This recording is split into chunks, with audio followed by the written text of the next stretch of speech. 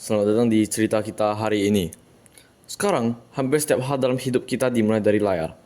Dari membuka ponsel di pagi hari, sampai mengecek notifikasi sebelum tidur. Dulu, kita ngobrol langsung di teras rumah, saling menatap dan saling mendengar. Sekarang, semuanya terasa cepat, instan. Tapi, kadang juga berat terasa. Lihat kembali ke beberapa tahun lalu, interaksi sosial terasa lebih sederhana. Kita keluar ke taman bareng teman-teman, sambil lari, sambil berketawa-ketawa, main sepeda bareng, atau ngobrol tanpa terburu-buru. Sekarang, semuanya sudah berubah. Chat menggantikan percakapan tatap muka, emoticon menggantikan ekspresi wajah, notifikasi menjadi tanda perhatian. Dan perlahan, tanpa sadar, kita mulai kehilangan seni dari sebuah percakapan nyata. Tapi bukan berarti semuanya buruk.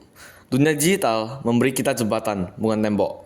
Jembatan untuk mengenal orang baru, belajar hal baru, bahkan membuka peluang yang dulu tak terbayangkan.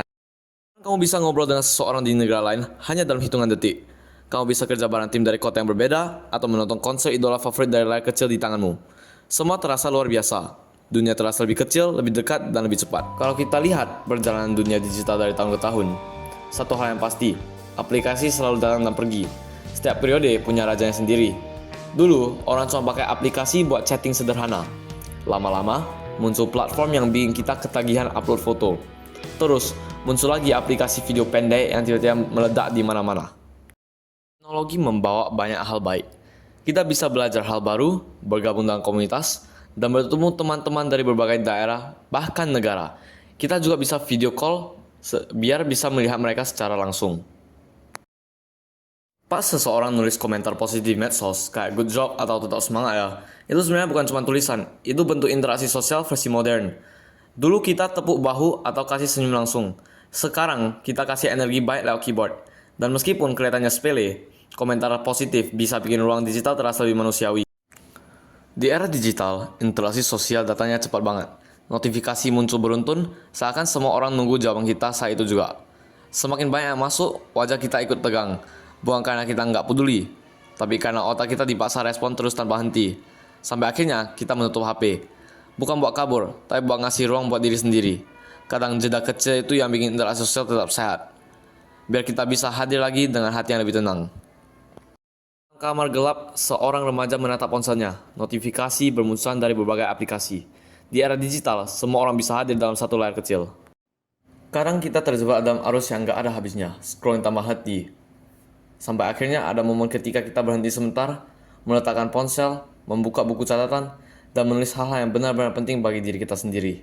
Saat ia membuka video call dengan orang tuanya, kita bisa melihat bagaimana digitalisasi mengubah cara kita berdekatan. Dulu, jarak selalu jadi alasan untuk tidak bertemu. Sekarang, cukup satu sentuhan layar, wajah dan suara orang yang kita sayangi hadir seketika. Inilah sisi terbaik dari era digital. Bukan hanya soal aplikasi terbaru atau fitur tercanggih, tapi bagaimana teknologi bisa menghapus batas waktu dan tempat.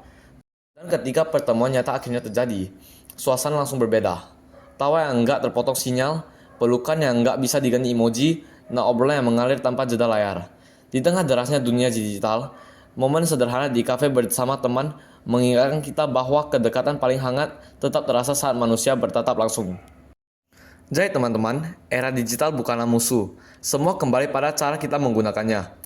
Gunakan teknologi untuk memperkuat hubungan, bukan menggantikannya. Karena pada akhirnya, manusia tetap membutuhkan sentuhan, tawa,